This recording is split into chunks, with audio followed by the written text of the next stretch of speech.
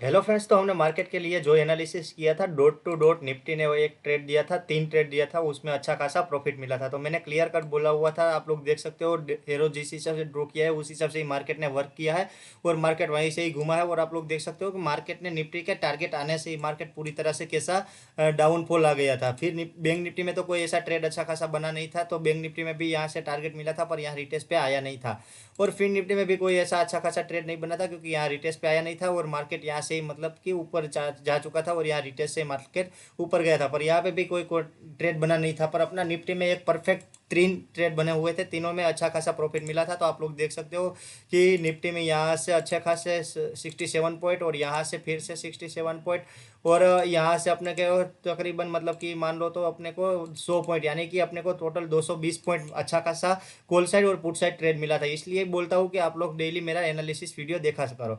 अब देखते हैं कि मार्केट कल के दिन कौन से लेवल पे काम करने वाला है। तो मार्केट का क्लोजिंग हुआ है 22,931 के पास। अगर मार्केट फ्लैट या थोड़ा बहुत गैप अप या गैप डाउन ओपन होता है और मार्केट इसी जोन में एक 5 मिनट की कैंडल इस हिसाब से क्लोजिंग देता है, क्लोजिंग के बाद जब मार्केट 22,922 को रिटेस्ट करने के लिए आता है, यहाँ पर ही हम कॉल ट्राई करेंगे। कॉल से हम पहला टारगेट रखेंगे 22,990 का, दूसरा टारगेट रखेंगे 23,016 का।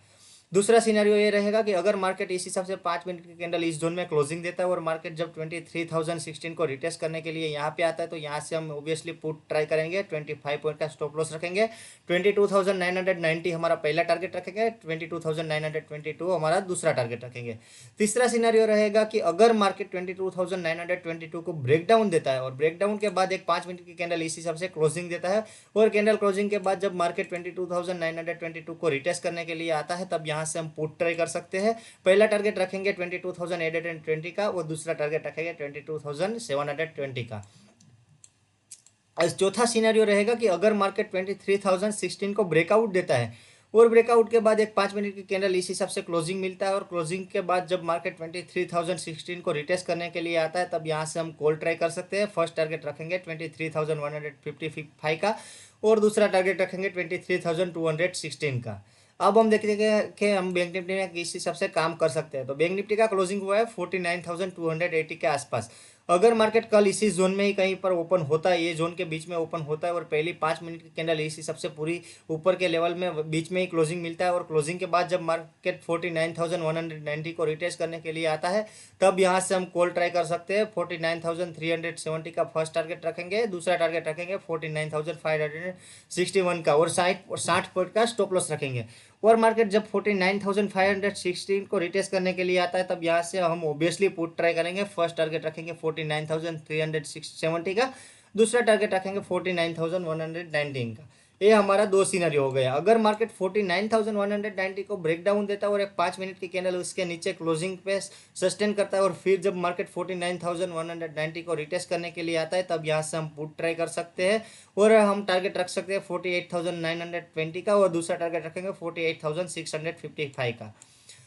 लास्ट सिनेरियो रहेगा कि अगर मार्केट 49,560 को ब्रेकआउट देता है और 5 मिनट की कैंडल इसके ऊपर क्लोजिंग मिलता है और क्लोजिंग के बाद जब मार्केट 49,561 को रिटेस्ट करने के लिए आता है, तब यहाँ से हम कॉल ट्राई कर सकते हैं। फर्स्ट टारगेट रखेंगे 49,825 का, दूसरा टारगेट रखेंगे 50,019 का। तो इस हिसाब से बैंक निफ्टी में हम 4 सिनेरियो पे काम कर सकते हैं और स्टॉप लॉस रख सकते हैं 16 पॉइंट का। लास्ट में हम देखते हैं कि फिन निफ्टी में हमारे लिए कौन से लेवल इंपॉर्टेंट होने वाला है। तो फिन निफ्टी का क्लोजिंग हुआ है 21,962 के पास।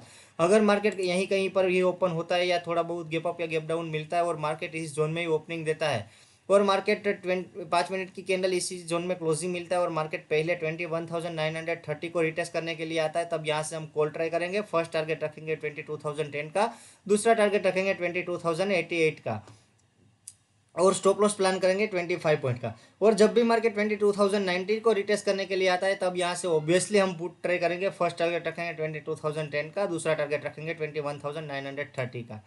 अगर मार्केट कल के दिन 21,930 को ब्रेक डाउन देता है और 5 मिनट की कैंडल इसके नीचे क्लोजिंग मिलता है, क्लोजिंग के बाद जब मार्केट 21,930 को रिटेस्ट करने के लिए आता है, तब यहाँ से हम ऑब्वियसली पुट ट्राई करेंगे। पहला टारगेट रखेंगे 21,820 का, दूसरा टारगेट रखेंगे 21,700 का।